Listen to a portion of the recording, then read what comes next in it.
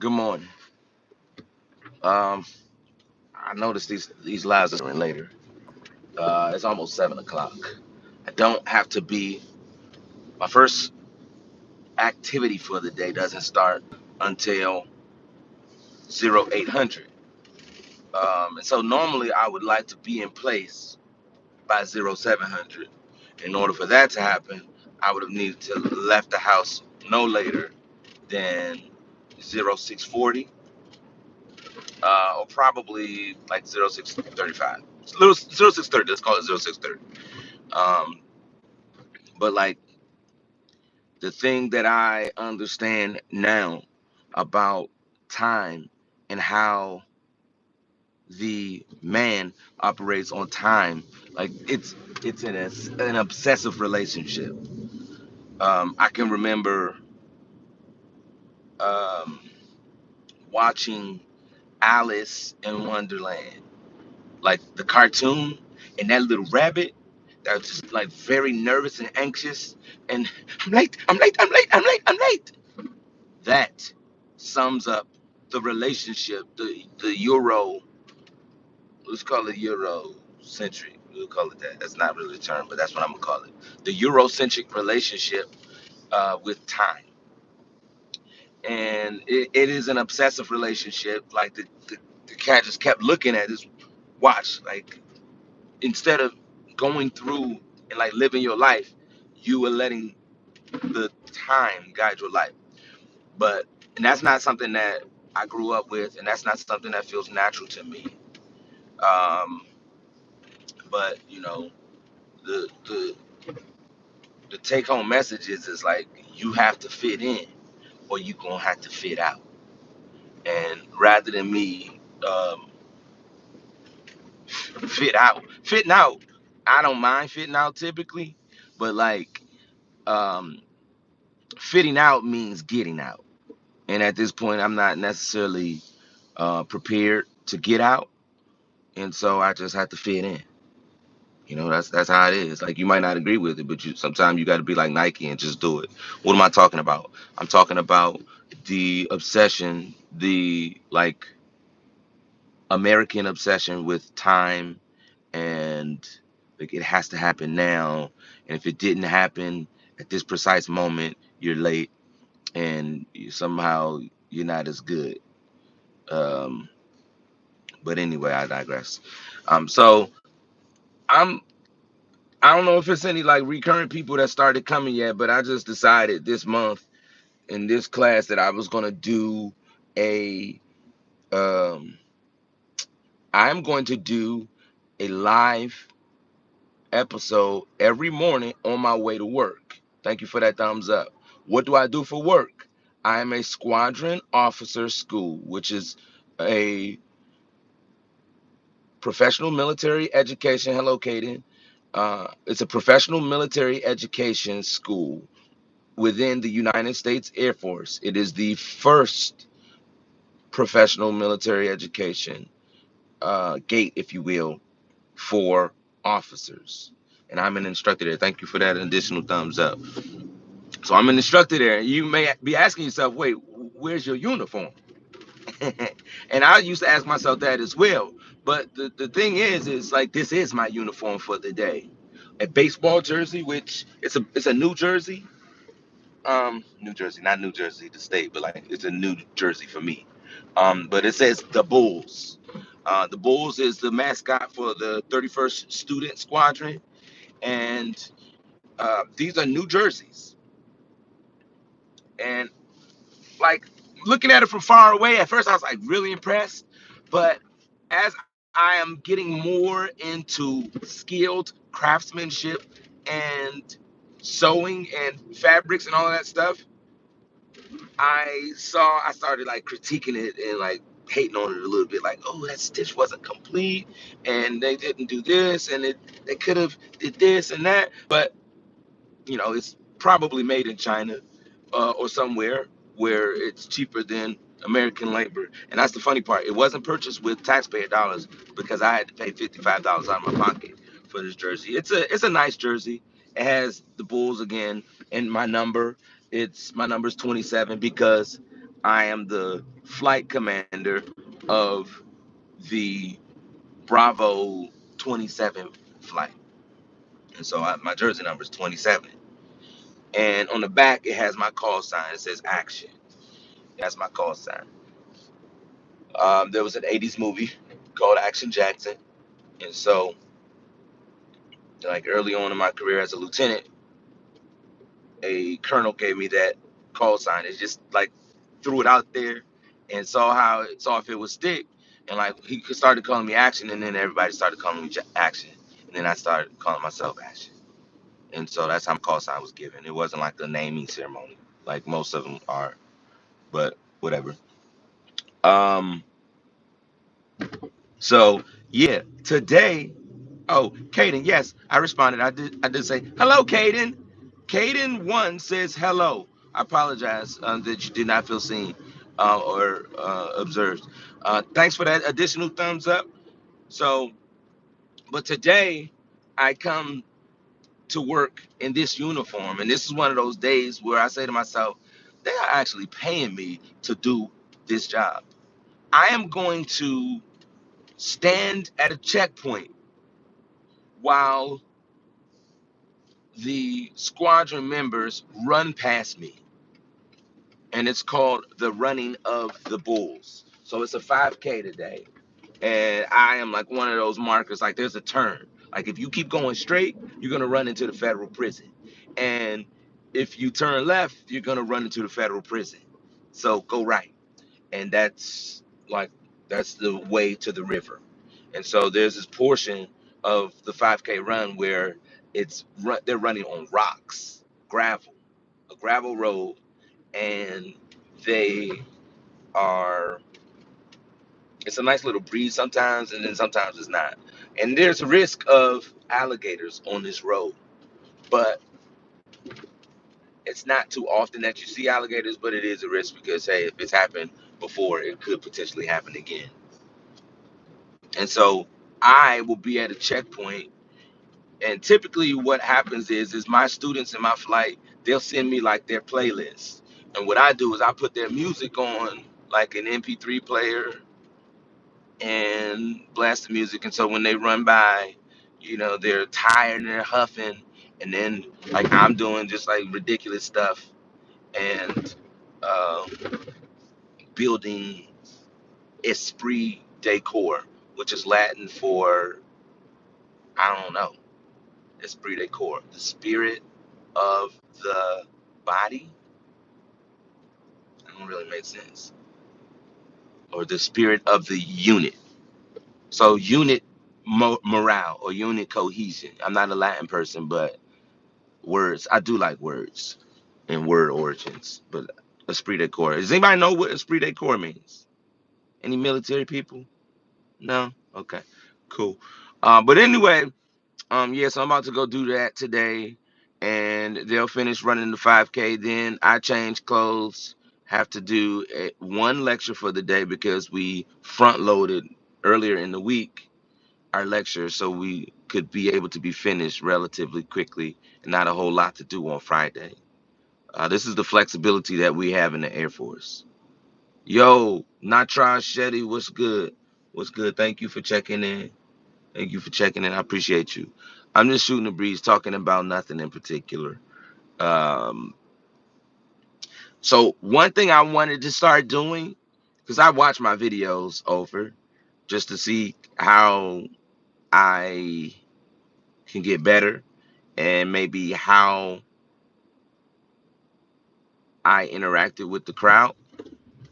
One thing that I did notice was I say and a lot. And I knew that already, but that verbal filler is my go-to, and I'm trying to stop doing that. What I do during lecture is I speak at a slower pace. Your videos are nice. Thank you. I appreciate that. I speak at a slower pace, and some people they get irritated with that because typically in the United States military, it is a majority of Caucasian individuals. Let's call it that, Caucasian. And I wish we had a words per minute average. Like we could do that. Like look across an entire group. I'm subbing you. I thank you. I appreciate that. Thank you for that. And thank you for that thumbs up. So I said again. Trying to stop. But where was I going? So anyway, I am getting ready to get close to the front gate, and what we do there every day is we just go and we go past the security. They check our IDs, make sure we're supposed to be on the base, and after that, I'm just gonna drive to my unit. So the first event doesn't start until 8, but I'll just get there a little early. I like to get there early. I didn't used to do that, but getting there early allows me to calm down. It allows my blood pressure to go back to that normal resting rate, and emotionally and mentally, I feel in a better, more level place. And so I'm able, I think anyway, to project that to my students. I find that students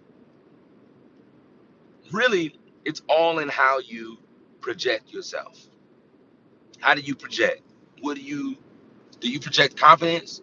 Do you project incompetence?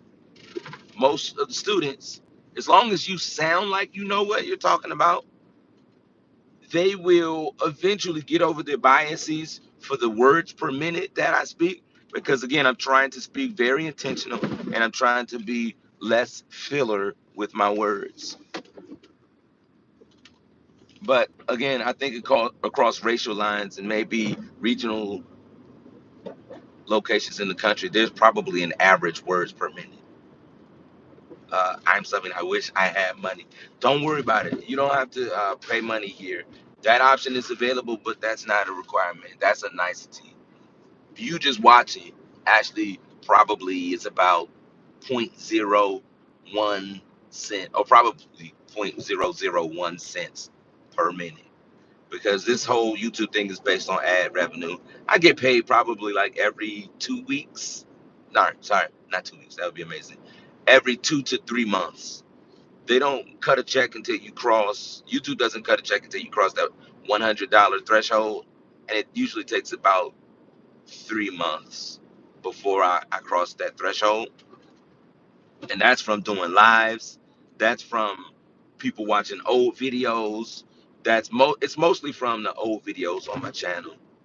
And so you don't have to feel like you have to pay money, but I just your engagement, talking about like where you from, what you got going on, what do you like to do, what do you, if you have any questions for me, that type of stuff really keeps me going, and it like makes it feel like it's worth my being here and worth your time. So I wish I could turn this camera around without like getting in trouble, but there's 3 lanes right now. And oh my God. Okay, I got it. Thought I didn't have my ID. There's 3 lanes, and for some stupid reason, everybody goes to the 2 lanes that are crowded, and no one likes to come to the side. It's crazy. Hey, good morning. How are you today? All right. Did you feel lonely over here? There was like nobody coming to your line. I did, honestly. Yeah. You have a blessed day. You too. Thank you. Yeah, I don't get it.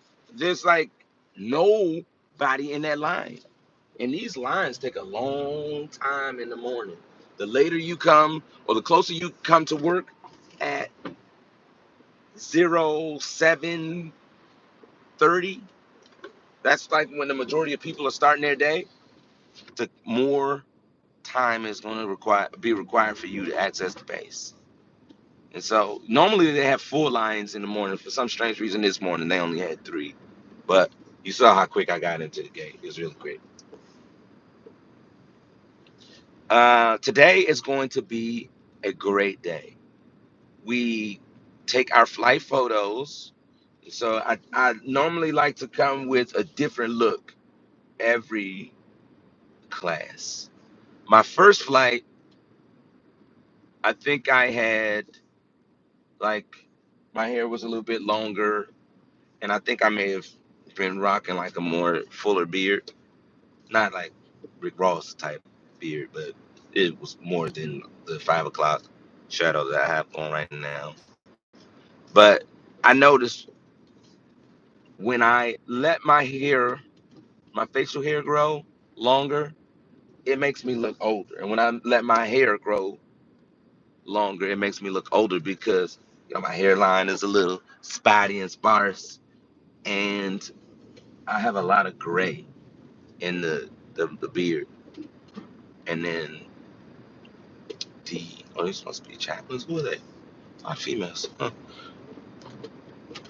Chaplain? No, this is the Judge Advocate School. So that right there, this is where all of the military's lawyers who were civilian lawyers prior, or at least graduated from law school, they will matriculate through that school right there. There's also a chaplain school close by, but Air University is like, it's not an official university, I guess, but it is this place where education happens. Military education, enlisted education, officer education, and there's like classes for joint, there's leadership classes, there's all types of classes, and it happens at this base. And this base, you could literally come to this base and stay at this base for a few years and not have to move. And for officers, most of the time, you're moving every 2 years. And so, although you may be moving jobs, you're not moving bases at this assignment. And my plan was initially arrive here in 2021 and keep moving jobs until I was retirement eligible in 2028. And I could have, in theory, continued to promote but stay in the same location. And so the benefit for that was stability. But as happens often, plans change and agreements change. So let me just share a little bit of what the plan was. So I was accepted to a special duty assignment, and that special duty assignment was for 2 years. And that was in 2021. So in 2023, I should have been going to a new assignment. And that is, in fact, no, that did that happen? Everything gets blurry. In 2024, I came to my current job. So it was about 2.5 years, maybe, at the first job. And then I changed jobs and I came over to squadron officer school. And the plan was to stay here for 2 years and then go to the next place. And so I competed for 2 years and I was able to extend on a yearly basis. The second time I extended on a yearly basis, there was a funny thing that happened. Instead of them extending me a year, they told me, hey, we might have made a mistake and we submitted you for recompetition into the special duty program. And so instead of an additional year, you were given 3 additional years. It's like, that wasn't a mistake. That was what was supposed to happen. That's what I wanted to happen. I didn't know that you could do that, but that's what they told me. And then later this year, or earlier this year, they just told me, hey, we said that, but it turns out that you're not going to be here. And so here's what I understand. There's conversations that take place in the shadows. There's conversations that take place that you're not privy to. Sometimes they're good conversations, sometimes they're bad conversations. I don't even really much care what type of conversation it was because ultimately what had to happen is happening. So they're putting me on this list where I'm supposed to be moving, but that doesn't mean that I will be moving. So I am just standing by to stand by. That's the military way. I was supposed to be here until 2027, and they have this thing where if you have a senior student, you can't, like a senior in high school, you can request a deferment. And I was going to request that deferment to 2028, and that was going to put me retirement eligibility, and I would have pressed that button in 2027 that hey, I'm going to retire, and so I could have finished up here at this assignment. That didn't happen, but it's all good. It's just you adjust and you adapt, and really you embrace the opportunity to have a new experience. And so that's how I'm looking at it. There's a lot of what life is for me is perception. How am I looking at it? I could look at things through a negative lens, a negative perspective, and focus on the negativity, but I'm gonna choose to focus on the positivity because there's so much negativity going on in the world. There's so much negativity going on in the United States. There's so much negativity going on in the military.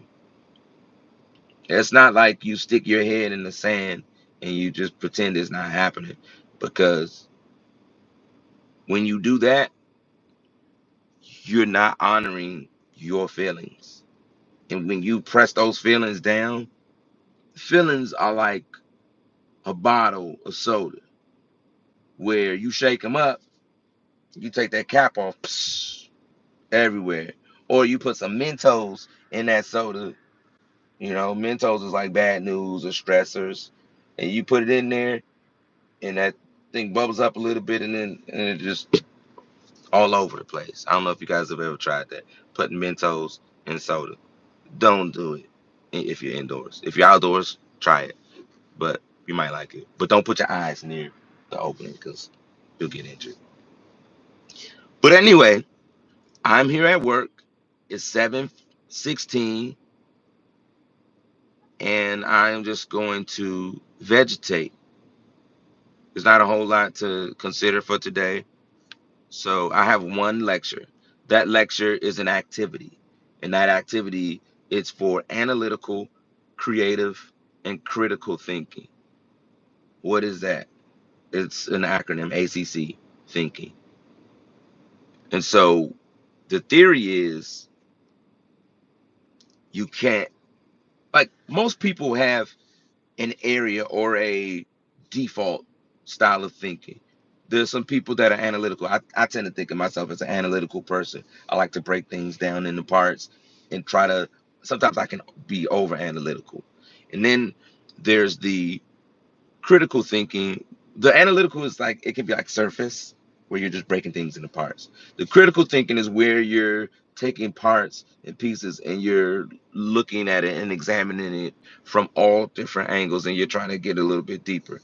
And that creative thinking is where you're thinking outside the box. You're taking these different approaches. So we have a lesson.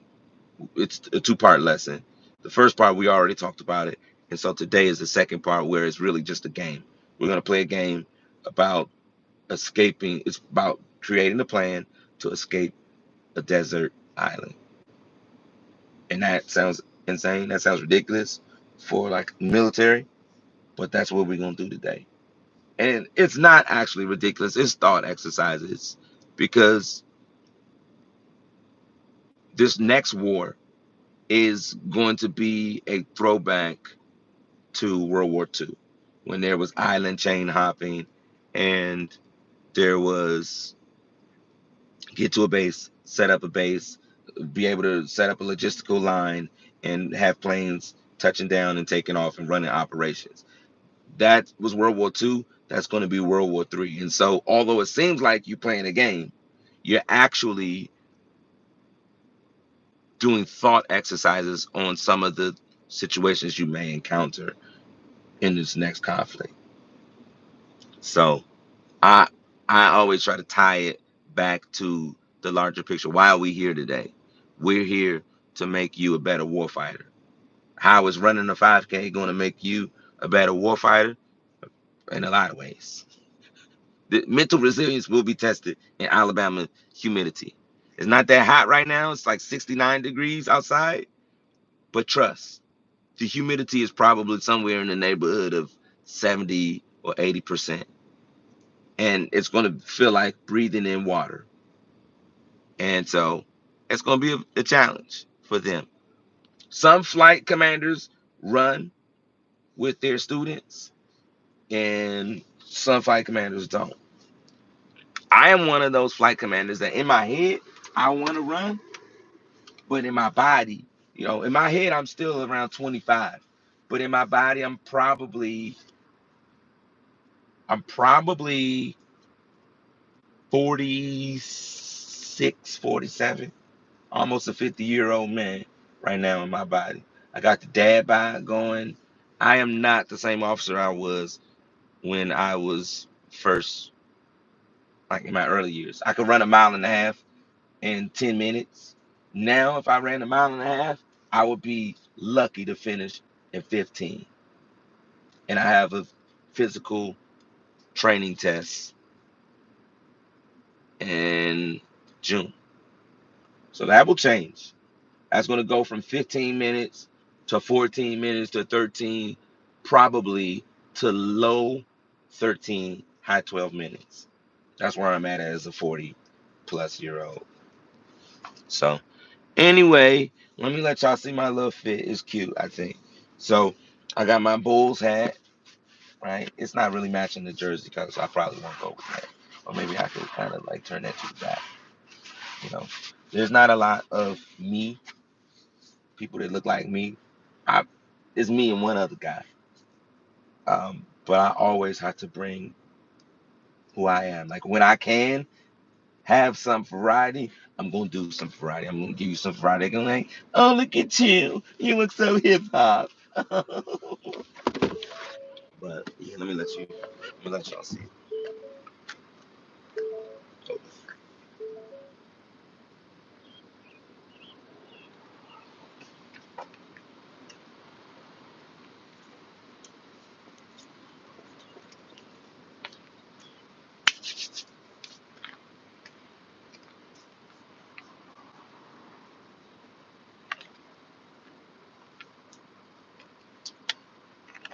I get myself I get myself dap a lot. I don't know why I do that. Sometimes I do know I do that. Sometimes I can feel like it's just me, and dap is this way of like a reassurance, like I'm holding myself down. Like when you see your people, when you see your group, you see them like when you first see them. A lot of times it's like you just slap it in there, you just bring it in there. I don't have that relationship necessarily here, and so sometimes when I'm coming around people, it's supposed to happen. Like we're supposed to do that thing, and they don't do it because I'm not in the. I'm kind of in the out group, and so what I'll do, like when I come around my peers, and it makes me feel better. It makes me feel like everything is okay. But let me let you see the shoes real quick. Let me see if I can get my knee up here without falling.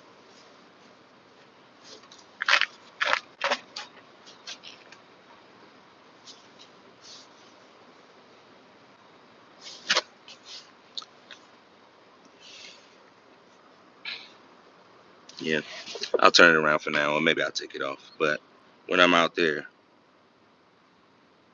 yeah, we're gonna have fun today. Anyway, y'all have a good day. 7:23. I'm gonna just go ahead and chill until it's time for me to get on to this activity. Y'all have a good one. Be blessed.